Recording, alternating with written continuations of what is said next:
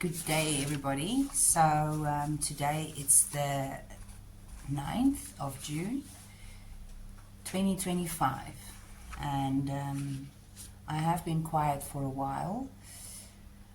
I wanted to kind of get my bearings around the Trump and Ramaphosa meeting, which has been a while back, and then wanted to see the knock-on effect after the Ramaphosa and Trump meeting.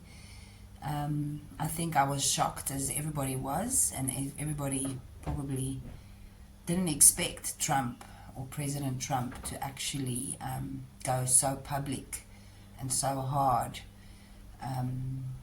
kind of presenting the cause and all the documentation and everything that he's received. So I am very impressed, and I feel vindicated to an extent that it has been brought into the light so publicly on a very, very international stage, the White House. I think the fact that it was done in such a way from President Trump and his delegation that, yes, there was no denying what was happening at that point, and I really didn't expect it. I really, really didn't expect it, and I'm so thankful. And if there's anybody in America watching this, you've got a go-getter of a president. He will clearly not just turn a blind eye to majority of things that's happening in majority of countries, and he will put a spotlight on probably your weakest point. And to say that we're as an Afrikaner and the boer and what's happening is the weakest point of the country is sad and an understatement, because it's a terrible weak spot for any country to have. The absolute disregard, the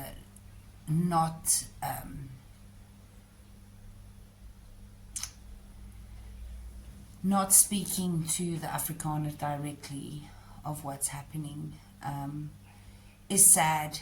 It's expected. I think we're so used to that line of narrative in our own country that it's not a strange occurrence to be experiencing your own president not acknowledging you at all. Maak het van die hand af. It's nothing.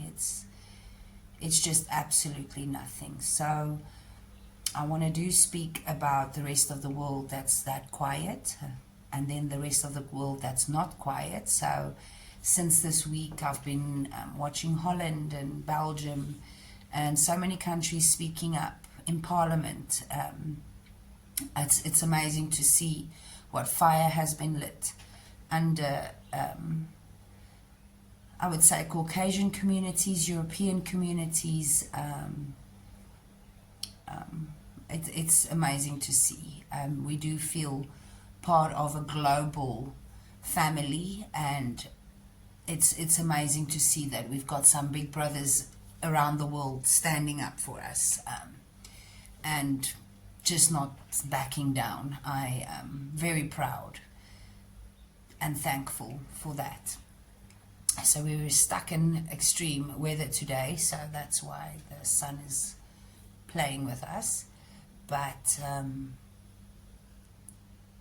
yes, that's one of the things that I wanted to discuss. Then also the knock-on effect between Trump and Musk. I personally, and all the research that I've done, and also following President Trump's kind of rise into politics and presidency, and before that in 2017, from there on, I did follow a lot of independent kind of news productions on President Trump, and did my own research. I'm not a person that really enjoys just general news, because I think when you're stuck in South Africa, you do understand the amount of propaganda that the world is prepared to actually spew out to further a agenda. And it's very obvious in South Africa how so I followed that for many years, and there's been some really amazing under the current things that President Trump has done. And I think what I've realized about this man, not the president, but Trump himself, Donald Trump, that there is an amazing humanitarian heart, an amazing compassion. Although he's a businessman, there is maybe because the world is so cosmopolitan and capitalist, and that there's an amazing humanitarian inside him that I think he does wrestle with, especially when it comes to the world and what the world wants. Oh, this is bad. This is really bad. There we go. Okay, so there's amazing things. He's done stuff for the ANC that I think when he was sitting across from Ramaphosa, this was definitely not the first. I think they've frequented around each other. They felt very comfortable. I think he was very annoyed because what he has done, President Trump, for South African apartheid, was kind of a big FU from Ramaphosa, especially because I think the idea that was sold to the West about what was going to be happening in South Africa is such a letdown. And I'm not talking just about the murder rate on the white people. I'm talking about the general, absolute stealing, pillaging, schools, our children. I mean, from the white side of things, the amount of money we have to pay for just the basic education, they call it the basic education, that's not even higher learning. You think you have to go into those funds when you go into universities or stuff, but our schools are extortionate, just for Afrikaans school. And then from that point on into the blacker communities and the rural communities, the absolute lack of schooling, protection for these kids, it's sickening. They are constantly harboring on about creating work, and for the fact that there's no work and employment rates and all these kind of big issues. When it comes to the absolute lack of education in this country, I mean, you can create as much work as you want. If you don't have a educated youth, then the problems will just not go away. And no youth can actually improve his life. And there is just no options for these kids, and that you are literally killing their lives before it even starts because of your thievery. And it's on every governmental level since January, the amount of thievery that's come out from the higher education to the education departments. I mean, I am absolutely disgusted. I'm disgusted because you've not just created a problem for this year or this fiscal year or the 4 years or the 5 years or the 8 years that you've been president, but you have created a big problem for the next 30 years, yet again. And the turnaround and blaming the apartheid era continuously. So what I've gathered is we've become the Afrikaner, the boer, has become this white shield, that anything can happen behind this white shield, and all the thievery and all the lack of implementation for governmental structures literally just gets blamed on apartheid. And reprimation and affirmative action, and it's not there where it's supposed to be yet because affirmative action is not followed through and they are still in their plan. The plan is to literally rob this country blind. Now, in that process, when you've become this white shield for the government, and I've been saying this to many a white South African, stop thinking that this is about you. Yes, we are being murdered at rates, at the level of percentage that we actually occupy in the country. We probably on a extinction level. If we were animals, if we were a rhino or anything, if you see the amount of protection we need around us to actually survive this, then you would understand that this is extinction level. So yes, the world might not see this as a UN qualified, classified as a genocide. But what would you call this when the levels of extinction rate in this country is dwindling to the point that if we did take our protection away, and if we did actually get out of our security bubble, that 8%, that 7.9% in a year would fall down to a 4%.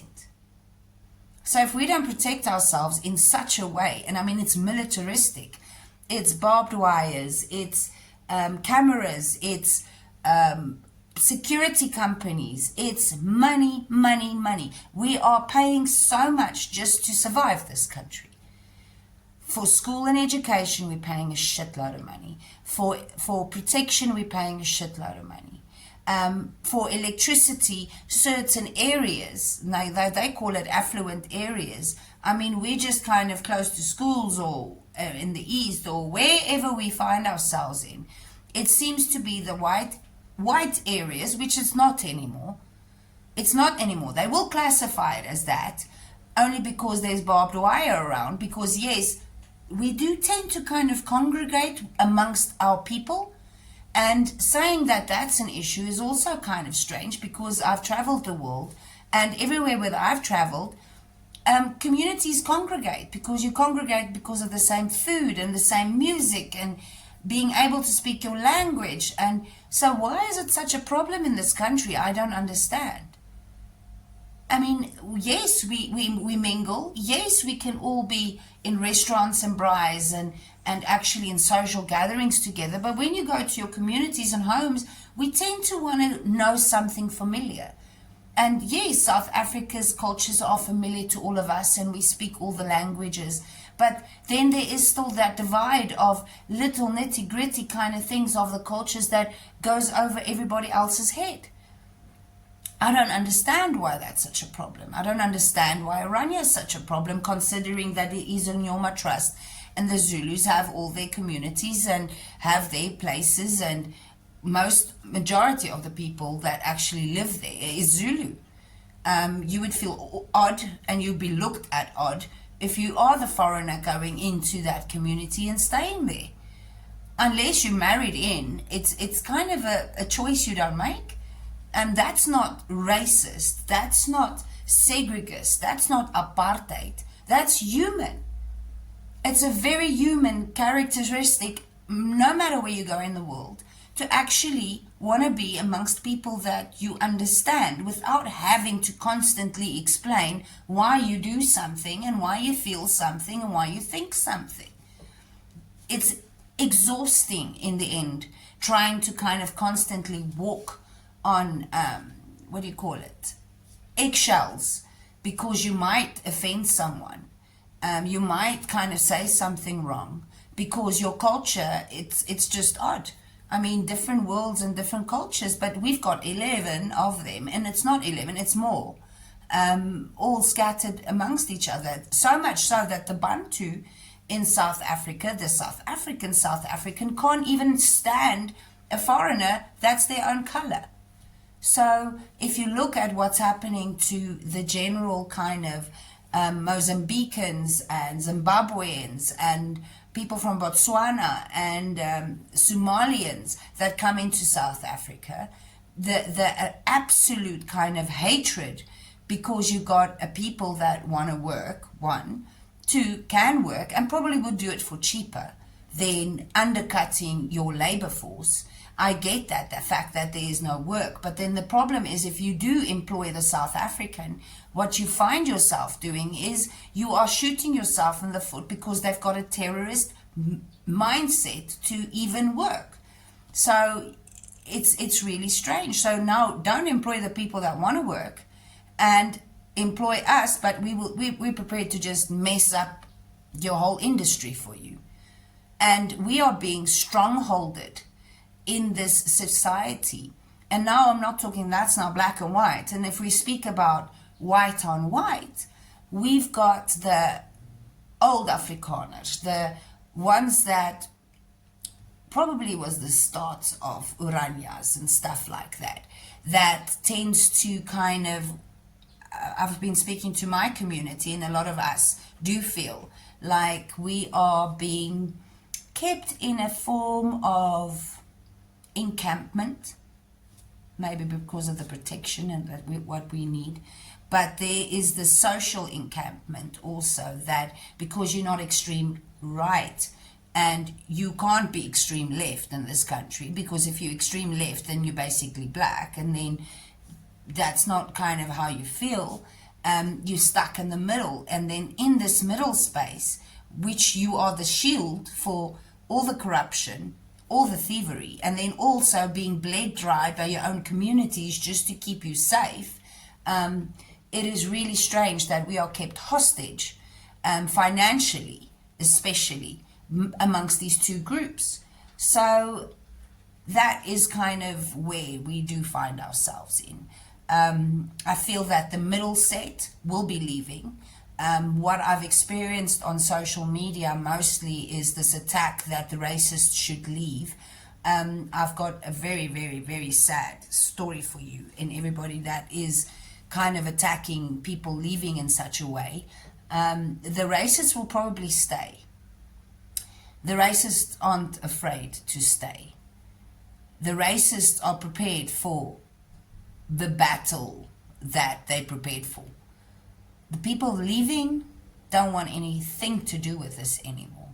We don't want this monkey on our back getting bigger and bigger, and then I will be judged because of the color of my skin, because of the privilege that we have, that we worked hard for. I mean, I've not got the reprobation from the parents and the grandparents and stuff. Yes, I inherited a table and a glass vase from a grandparent, but the government sucked it dry, that you would think that there's a lot left. There's nothing left for the Afrikaner.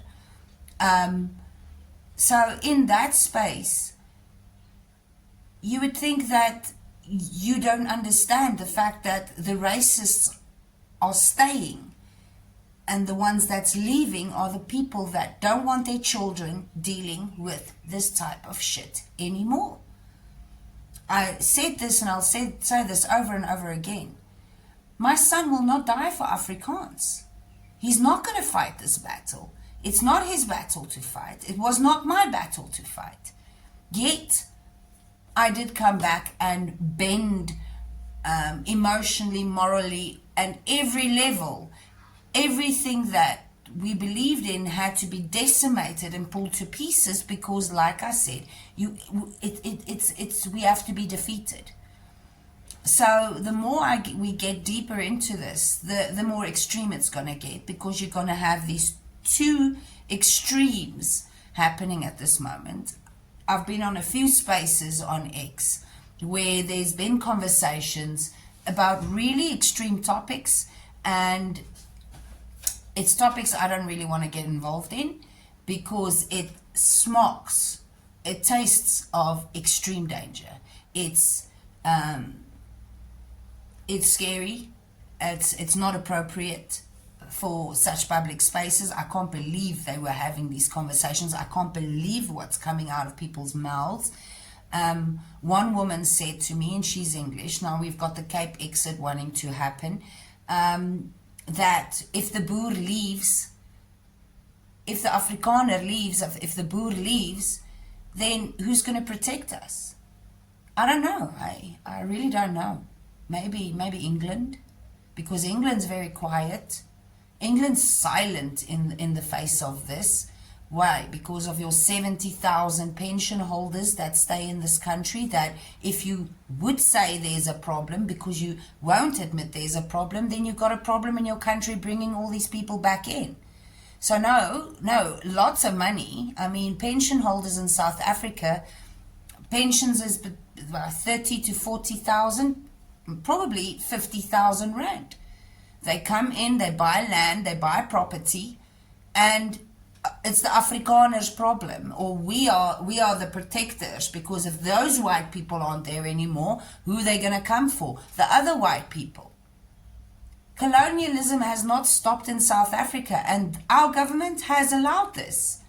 So it's time that I think the people stand up and ask, why is the ANC allowed all these pounds flooding into South Africa, harboring all these? I'm sure they're paying quite a bunch of fees to actually live here. And your communities aren't supported by the British pounds. No, the British community is. The British community is, the British banks, the British subsidies, the British, everything else you'd think. That money is on lockdown. So, okay, so we've got the Brits sorted financially. Now we're talking about the South Africans. So if shit does hit the fan, the Brits can just up and leave, get their little passports and go. I said to somebody else the other day, you don't really see the Germans and the Belgians and the Dutch still colonizing South Africa, or literally Africa. You see a bunch of the French doing it, but not in South Africa. And yeah, now the Dutchies are the wrong ones, are the bad ones. I tell you what, the ANC is a... let's say that I think they took the leaf out of the British Empire's book on how to have a government. And it was something that the Afrikaner did fight, did win. I've had grandparents and great-grandparents that was stuck in concentration camps. There's certain things that's happening now that's tastes of what the Boer had to do to actually rid of what the English did to the Boer, and they called it the Scorched Earth Treatise.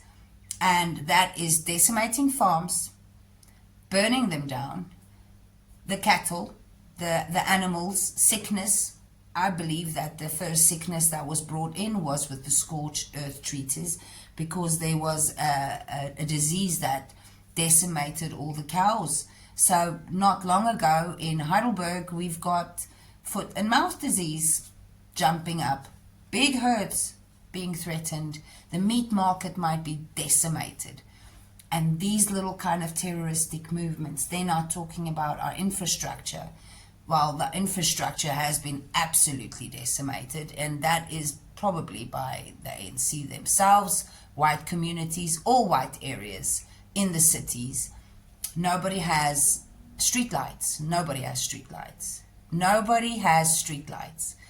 There's nights that I have to drive to go pick up my son because he's in a choir, and it's hell of a lot scary to actually leave your house after dark in Africa. It never used to be like this.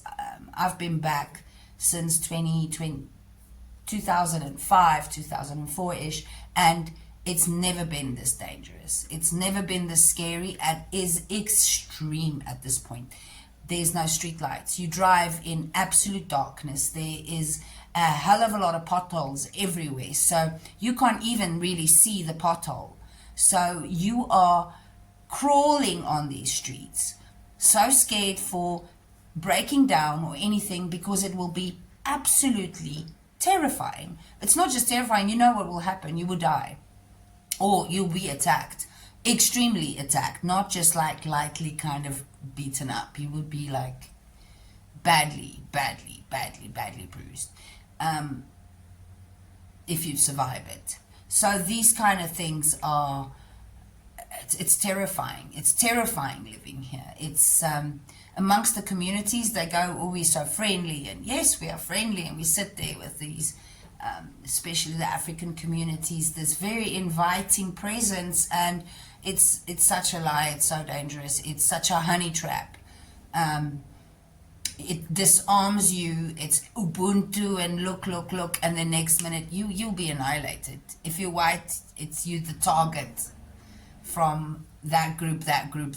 It's everything gets checked up and down. I mean, we are so vigilant in this country. It's crazy. Where your wallet is, where your keys is. We don't.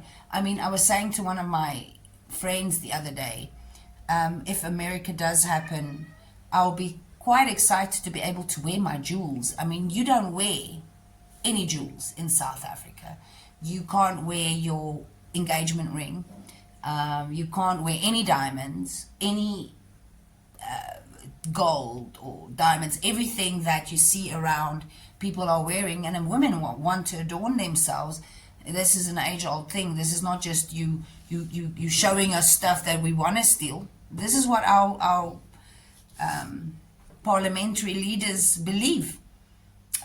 You caused this because you're bringing stuff around people that they would like to take. Similar to the problem with the what do you call it? The pothole is not the pothole that's in the road, is the fact that you drove into it. So now that psychology, that absolute it's that is the difference of the minds. Yeah, it's hard to explain to the world because everything that you think and the way that you think is it's not the same. It's not the same. You are definitely a problem in this country. Existence is a problem in this country. The fact that you're here, the fact that you were born here, the fact that anything about you is a problem in this country. You're the problem, and we will get you. And the ANC's just kind of kept us right in front of them, very conveniently, financially, business. We know which businessmen are standing there, and they also are kind of holding the Afrikaner shield in front of their business. And I can promise you, these businesses here, it's very British, because the boer, after the Brits, we're not really big businessmen. We're very good boere.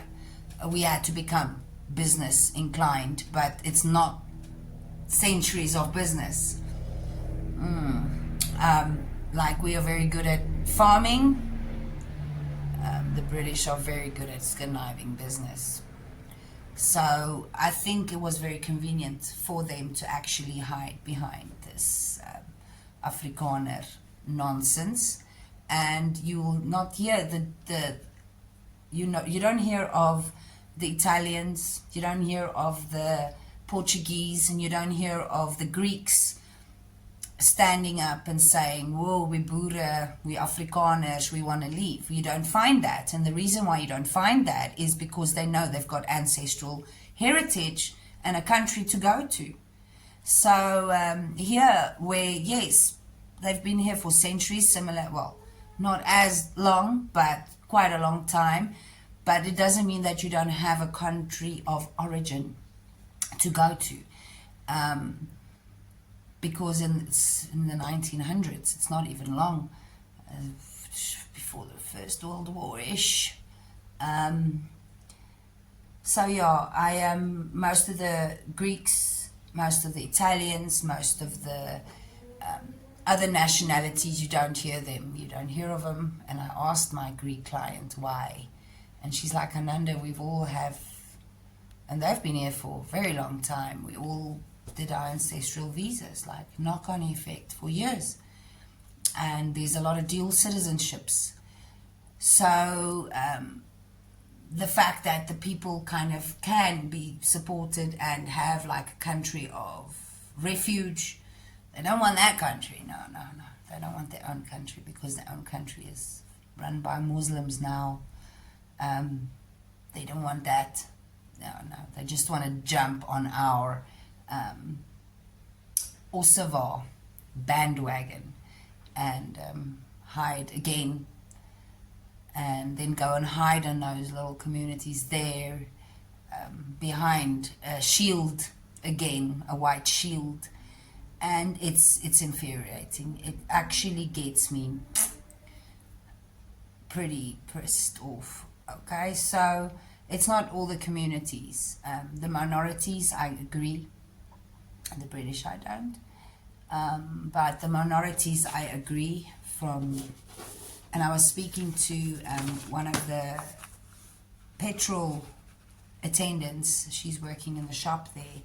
And I was asking about the female crime rates and she's got 2 daughters and she's a black woman. And I said, are you coming with me? And she was like, is it possible? And I think what saddened me was there's women in this country that's experiencing the amount of violence. It's infuriating. The children, our birth rates, from 2023 or 2024 to 2025, the amount of young girls that fell pregnant in South Africa is shocking. It's all underage. The amount of pedophilia that's happening in the communities, the abuse, it's bad. It's really bad. Now, if you're prepared to do that to your own communities, women, if you see the settler coming along, you're just gonna, it's a different kind of vibe that comes over. It's an animalistic destruction that wants to take place. It's scary. In a world that we're living in now, where everything is so open, I can't believe that Africa is thinking that this is normal. You are insane to think that we are just jealous or we just don't want to be normal. This is not normal. Fearing for your lives, your children's futures, anything on that level is not normal. Nowhere in the world is this normal. But like I said,